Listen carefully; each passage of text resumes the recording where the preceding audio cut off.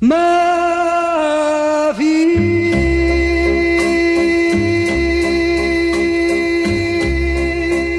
j'en ai vu des amours.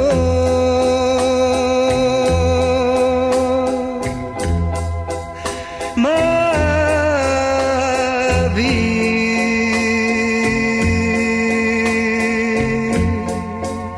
l'amour, ça fout le cœur.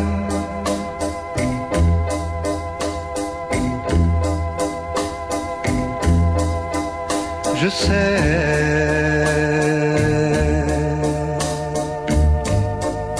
on dit que ça revient.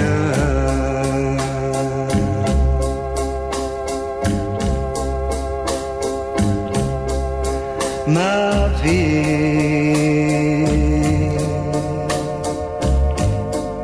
mais c'est long le chemin.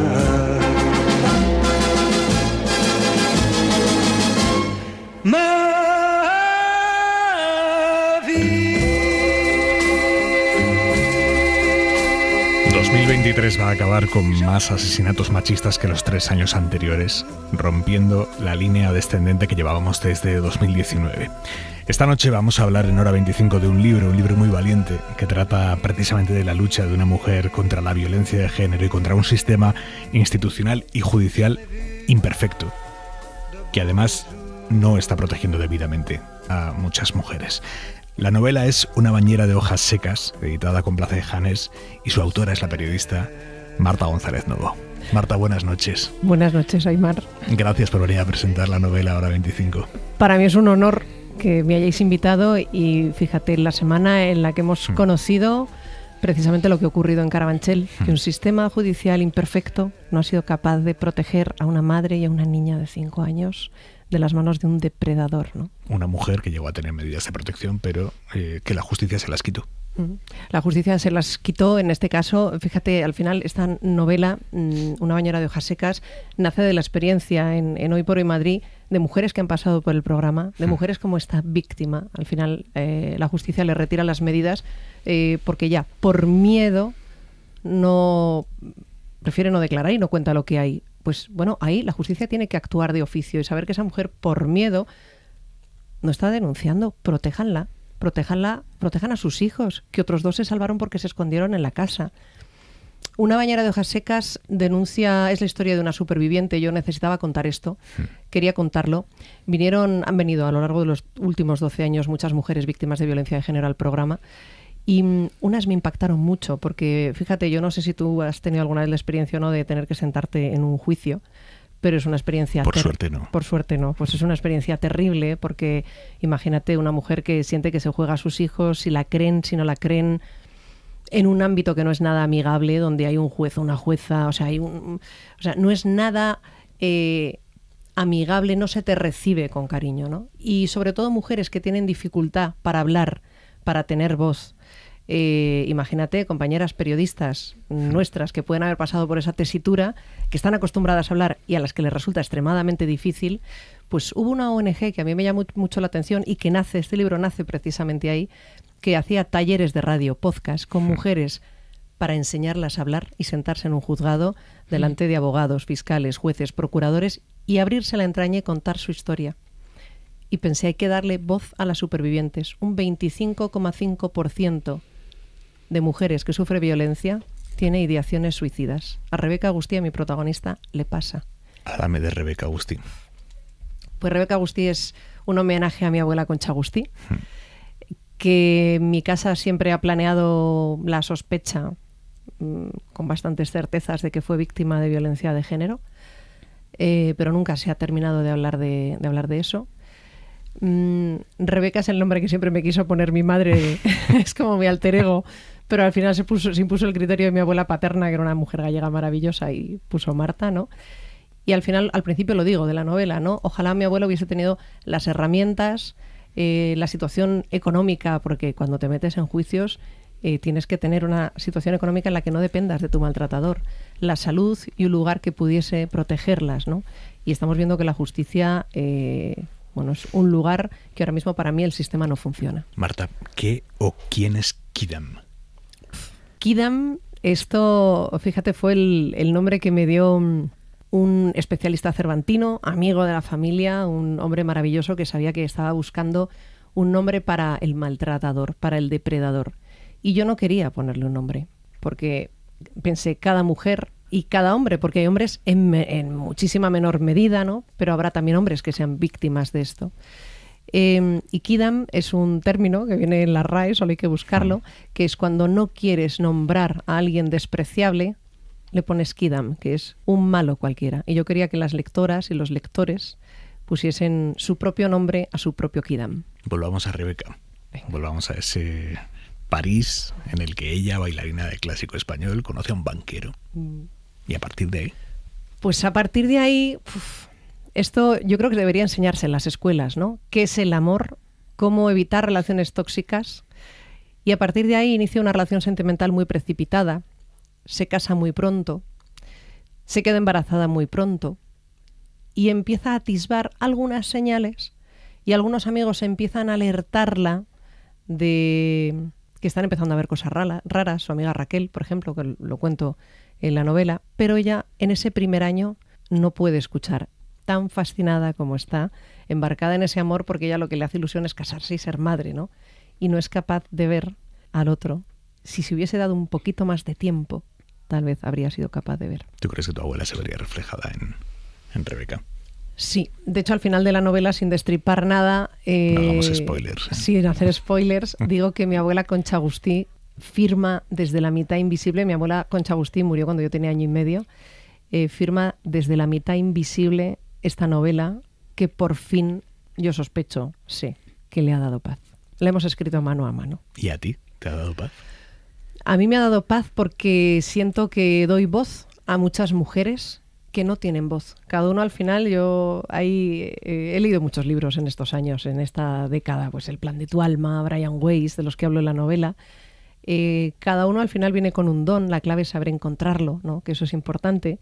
Y yo creo que tengo el don de la palabra. De hecho, de pequeña en mi familia me llamaban Piquito de Oro porque hablaba por los codos. Entonces, que tengo el don de la palabra y de la voz que me resulta fácil, ¿no? Y siento que eso que la vida me ha dado, que es ese don, cada uno tiene el suyo. Tú también eres otro Piquito de Oro. Sí, tenemos los dos buen piquitos, sí. Pues tiene que servir, tengo que ponerlo al servicio de algo. Y en este caso, como he vivido todas estas historias tan de cerca de estas mujeres víctimas, quería contar la historia de una superviviente para ayudarlas a salvarse. Ese dato que me has dado antes, que sé que lo recogiste de expertos, de que un 25% de las mujeres víctimas de violencia de género tienen en algún momento pensamientos suicidas, que casi multiplica por 5 los pensamientos suicidas del común de la población. Es brutal. Ese dato es brutal. Ese dato... me lo dio Javier Urra cuando estaba en el proceso de escritura, le llamé una noche y me dijo, mira Marta, el 5% en algún momento de la vida, por lo que sea, pues se le pasa, tiene algún pensamiento de suicidio, se le pasa por la cabeza.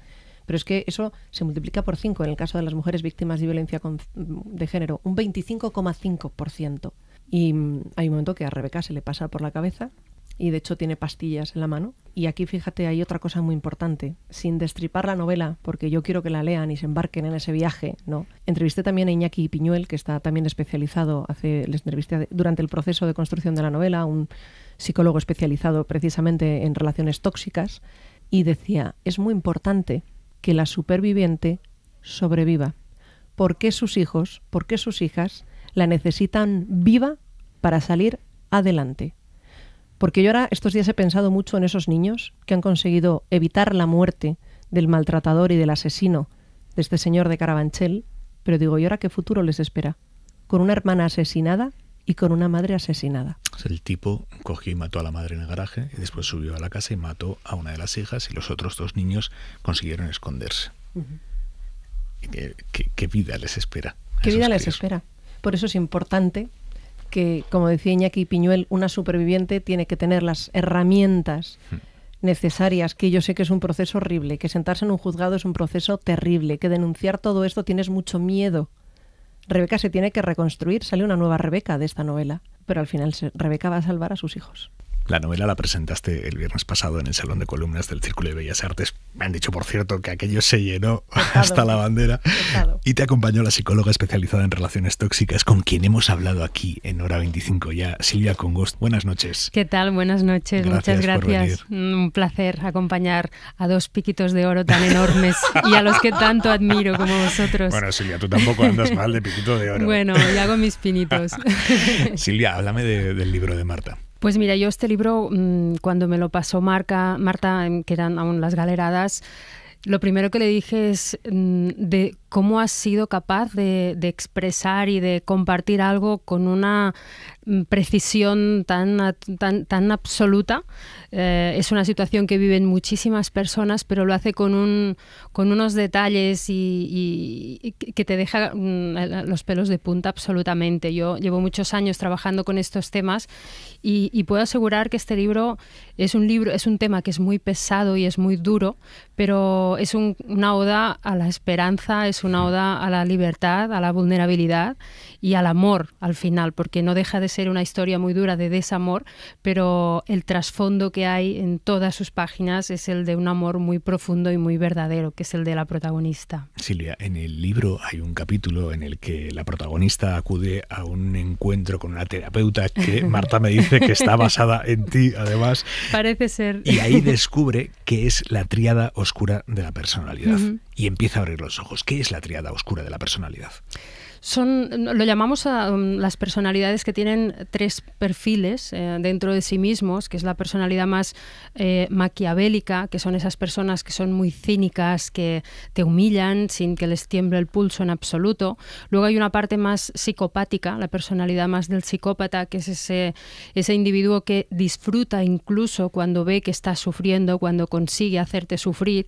Y luego está la parte narcisista, que son esas personas que dan por sentado que están por encima de las demás, que eso les da el derecho a humillar, a aprovecharse y hasta destruirlos, ¿no? Cuando tenemos al lado una persona así, más si es nuestra pareja, porque podemos tenerlo en la familia o en el trabajo, en otro entorno, pero si es nuestra pareja, la persona en la que supuestamente más confiamos, la persona con la que queremos compartir nuestra vida, construir una familia, nuestro futuro, y nos ponemos en manos de alguien así, estamos ante un proceso de destrucción muy, muy peligroso, que nos arrastra, nos destruye la autoestima por completo, hasta el punto que estabais comentando de que la propia persona, porque esto me lo han verbalizado varias pacientes, se plantea para qué seguir, ¿no? Incluso la frase de me planteé quitarme la vida porque pensaba que les hacía un favor a mis hijos, dejando de tenerme a mí, a alguien tan nefasto, tan mediocre, tan burdo. Y esta tríada oscura de la personalidad, ¿esto es algo intrínseco de la personalidad de una persona o es un trastorno que puede ser pasajero, que puede ser, no sé si la palabra es curable? Es un trastorno de personalidad. De hecho, el trastorno, la parte más maquiavélica, el trastorno narcisista, el trastorno de personalidad psicópata, son trastornos que están instalados en la persona y que son absolutamente irreversibles. Y eso es una información que creo que es muy importante que todo el mundo la tenga clara, porque si no, cuando estás ahí dentro, al ser una consecuencia, ese trastorno suele ser consecuencia de lo que han vivido esas personas en su infancia, por ejemplo. Suelen ser personas que han vivido en circunstancias muy, muy crueles, muy adversas, muy nocivas para ellos, y han quedado o han desarrollado ese trastorno, ¿no? Debido a la magnitud de la situación que estaban viviendo, que como niños no podían entender, no podían procesar humillaciones, malos tratos, abusos, etcétera.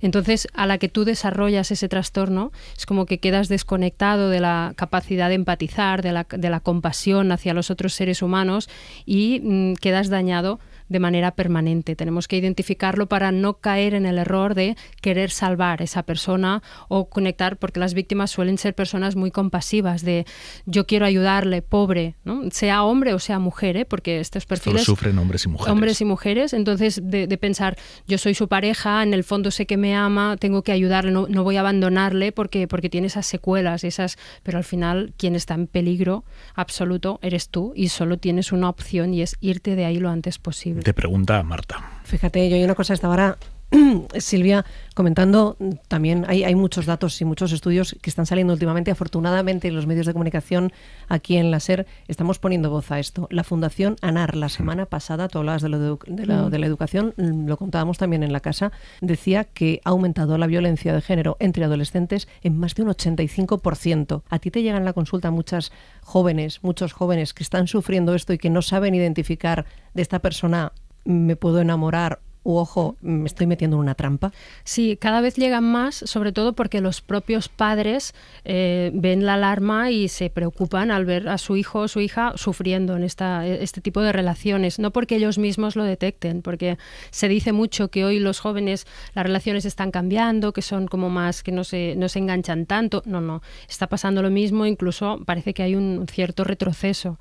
La verdad que yo cada vez que me llama un instituto, un colegio para formar a adolescentes, pienso de cabeza, o sea, hago lo que sea para poder ir porque creo que es tan importante, tanto para los propios alumnos como para los docentes, que también tienen que saber identificarlo. Silvia, ¿cómo podemos detectar que nuestra hija se está metiendo en una relación tóxica que la puede llevar a esa trampa de la que hablaba Marta? Y sobre todo, ¿cómo podemos hablar con ella para intentar explicárselo, para que no nos rechace a nosotros? Es muy importante que no se sienta juzgada, que no sienta que le estamos prohibiendo, así de entrada por lo menos, y que nos interesamos y que intentar hacerle ver lo que nosotros estamos percibiendo. Si está en una relación tóxica, lo sabremos porque hay síntomas que son emocionales en esa hija o ese hijo. Como, pues, por ejemplo, una bajada de la autoestima, la vemos más triste, la vemos más deprimida, vemos que tiene ansiedad, que está más obsesionada en esa pareja, vemos cambios en su actitud, en los horarios, deja de quedar a lo mejor con ciertas amistades de toda la vida. Entonces, o incluso en la propia imagen, ¿no? Detectamos que como que deja de ser la persona que había sido siempre. Y lo importante también yo creo que es intentar incluir esa pareja en la familia para que podamos ver esa persona de cerca. A veces dices, a este no quiero verlo ni en pintura, ¿no? A este que no se acerque por aquí. No, al contrario, antes de llegar a ese punto, invítale, que venga, porque así es cuanto mejor vas a poder conocer y tú como adulto le vas a calar enseguida cuando veas cosas raras en su propia relación. Entonces, a partir de ahí, intentar desde el amor, desde el cariño, desde te digo esto porque te quiero, no te das cuenta de esto, ¿qué te parece? ¿Cómo te sientes cuando sucede eso? ¿Cómo te sientes cuando te trata así? ¿Sientes que te quiere cuando te insulta o cuando te prohíbe o cuando te obliga? ¿Te sientes amada ahí? Entonces intentar que reflexione un poco desde ahí más que desde el te prohíbo, ¿no? Que es lo que nos apetece porque queremos sacar ese niño o esa niña de ahí lo antes posible. Pero eso nos puede volver en contra. Marta, este es un libro también, un homenaje a tus padres fallecidos. Es un libro también sobre tus duelos, los duelos que has tenido que transitar durante estos años y que no han sido fáciles. Mira, no he llorado en lo de antes, pero ahora sí, yo he tenido que encontrar un lugar para colocar en mi cabeza la muerte. Y esto lo hablaba con Silvia, ¿no? Porque Silvia, que además es psicóloga prestigiosísima, me decía, yo tengo terror a la muerte de mi madre.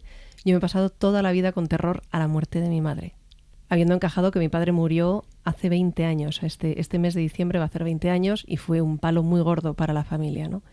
Y hay una parte autobiográfica en esta novela porque yo quería colocar a Rebeca Agustí en un lugar de vulnerabilidad. Digo, ¿qué pasaría si además de víctima de violencia de género no tuviese padres, Rebeca Agustí?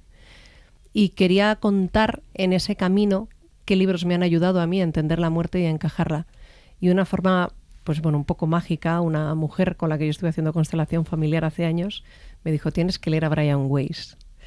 Y Brian Weiss, para los que no vamos a misa y no estamos vinculados a la jerarquía eclesiástica o al cristianismo, que a mí de vez en cuando, también te confieso, Aimar, me gusta entrar en la iglesia aquí detrás de la radio y yo rezo, es como si meditase de alguna forma, porque vengo de estudiar en un colegio muy religioso de niña, entonces bueno, es como si meditase y me conecto con una espiritualidad en la que yo creo que me la he hecho un poco a mi propia forma, ¿no? Y a raíz de leer a Brian Weiss, me ayudó, este libro y Brian Weiss me han ayudado a hacer el duelo por la muerte de mis padres, que eran unos padres muy queridos. Y te diré que el día de la presentación, que estaba mi hermana, pues mi hermana no paró de llorar, ¿no? Es que hasta la banda sonora del libro es un homenaje. Es que la banda sonora Mavi, que la escuchábamos antes, esto os lo voy a contar, esto es verdad. Hay un momento en el que Rebeca Agustí se sienta con su madre en la cocina y yo decía, escuchan el programa líder de audiencia de la tarde en la radio, vamos a llamar a la emisora. Esto ocurrió. Yo en aquel momento sustituía a Gemma en una de las bajas maternales y le dije a mi madre, llama, que vamos a abrir el teléfono a los oyentes, llama y cuentas cuál era la canción de tu vida con papá. Y me dijo mi madre, hombre, pues es Mavi, pero mi madre era muy timidísima. Decía, yo no puedo llamar. Y decía, tengo una voz horrible. Y yo, no, por favor, llama. Conseguí convencerla y mi madre entró en directo en la antena de la ventana y contó que cuando mis padres se enamoraron, paseaban su amor de la mano por la Costa Azul. No, de la Costa Azul, no, de la Costa del Sol, perdón. Paseaban por allí, de todos los locales salía Mavi de Alain Baguiar. Y mi madre entró muy tímida ella. Yo decía, ¿qué tal? Buenas tardes. ¿Cómo se llama? Me llamo Carmen, llamo de Madrid. Esta parte es verdad, ¿no? Por favor, qué maravilla. Es muy fuerte, sí. Esa parte es verdad. ¿Y Curro el Palmo, de Poveda? Bueno, ese ha sido un regalazo de Miguel brutal. Miguel no sabía... Miguel me invitó... Que es muy amigo tuyo. Es muy amigo. Me invitó a Nueva York hace un mes y pico porque está haciendo un documental de Lorca que saldrá en primavera seguramente. Y él me había visto este verano en Nueva York, que fui con el Mago Pop y fui a la tumba, algo que muy poca gente conoce, ¿no? Que es la tumba del padre de Federico. Tú sabes que sigue siendo un misterio dónde está Lorca. Yo hice una investigación hace unos años para esta casa y fui con un compañero querido también de esta casa, Óscar García, estuvimos en Nueva York. Ahí está enterrado el padre de Lorca. Entonces Miguel me vio este verano, porque yo quería volver 5 años después, y me dijo, tenemos que ir a grabar el documental. Digo, pues acabo de estar en Nueva York. Dice, por favor, te invito, vamos allí otra vez. Yo tengo que ir contigo porque no es fácil llegar a este cementerio, que no está en Nueva York capital. Hay que coger un tren, es 1 hora, hay un apeadero en mitad de la nada. Y cuando estábamos allí, esto fue precioso, íbamos con un cámara de televisión española y Miguel limpió la tumba del padre. Bueno, ya se verá todo, ¿no? Es muy bonito cuando esté el documental. Y le dijo Miguel al cámara, graba ahora. Y yo le veo que empieza de encima de la tumba del padre de Lorca a recoger hojas secas. Y digo, ¿qué hará? Y me dice, ven. Y entonces tenemos un vídeo, lo proyectamos el vídeo en la presentación, lo tengo y lo seguiremos proyectando. Me dio Miguel un montón de hojas secas, porque estaba empezando a otoñar en Nueva York ya, de la tumba del padre de Lorca. Y me dice, esto es para tu bañera de hojas secas. Wow. Ojalá las mujeres, porque hay una parte también como mágica. Y luego el regalo de Miguel es que cuando estábamos allí, empezó a leer las galeradas de la novela conmigo y me decía, anda, hablas de Curro el Palmo. Digo, era la canción que siempre cantaba mi padre, ¿no? Y que mi hermana y yo hemos tardado muchos años en poder escuchar. Y me dijo Miguel, ¿sabes que la tengo cantada solo? Porque siempre había hecho duetos, pues con Ruibal, con... Digo, ¿qué dices? Dice, pero además la tengo perfecta y no la ha escuchado nadie. Digo, no me lo puedo creer. Y dice, te la voy a regalar. Y me la puso, ¡buah! Monté una, íbamos en un coche, empecé a llorar y no podía parar de llorar. Fue brutal, Aimar. La vida y la muerte bordada en la boca.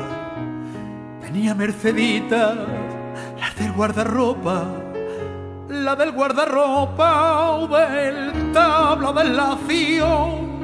Un gitano falso, exbufón de palacio. Alcahuete noble que al oír los tiros.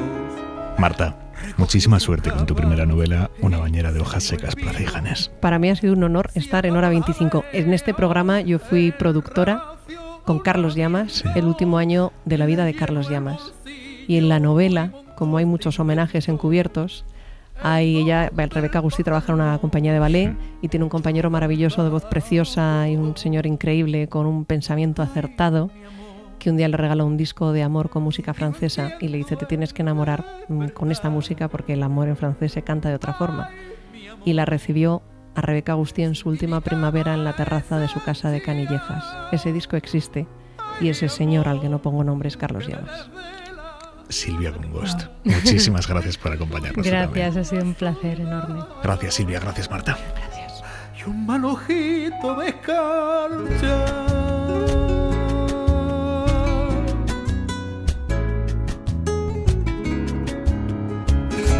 Mil veces le pide y 1000 veces que no de compartir sueños, cama y macarrones. Le dice burlona, carita gitana, cómo hacer buen vino de una cepa enana. Y Curro se muerde los labios y calla, pues no hizo el amili por no dar la talla. y quien calla otorgado, como dice el dicho, y curro se muere por ese mal bicho. Ay, ¿quién fue ese abrigo? Ay, para andar contigo. Ay, mi amor, sin ti no entiendo el despertar. Ay, mi amor, sin ti mi cama es ancha. Ay, mi amor, que me desvela la verdad, entre tú y yo la soledad y un manojito de cacha.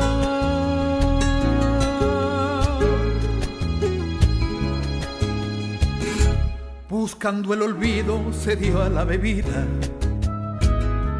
al mus las quinielas y en hora perdida se leyó enterito a don Marcial Lafuente por no ir tras su paso como un penitente. Y una noche mientras palmeaba farruca se escapó Mercedes con un curapupa de clínica propia y rol de contrabando, y entre palma y palma curro fue palmando, entre y cantares por soleares. Ay, mi amor, sin ti no entiendo el despertar. Ay, mi amor, sin ti mi cama es ancha. Ay, mi amor, que me desvela la verdad, entre tú y yo la soledad, un manojito de escarcha.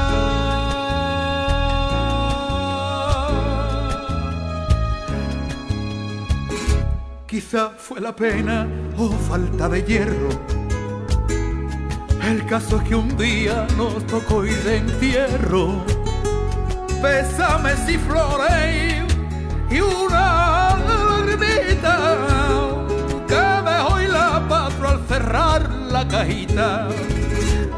A mano derecha, según se va al cielo, veréis un tablao que montó Frascuelo, donde cada noche para buenas almas el currito, el palmo sigue dando palmas y canta sus vales por celestiales. Ay, mi amor, sin ti no entiendo el despertar.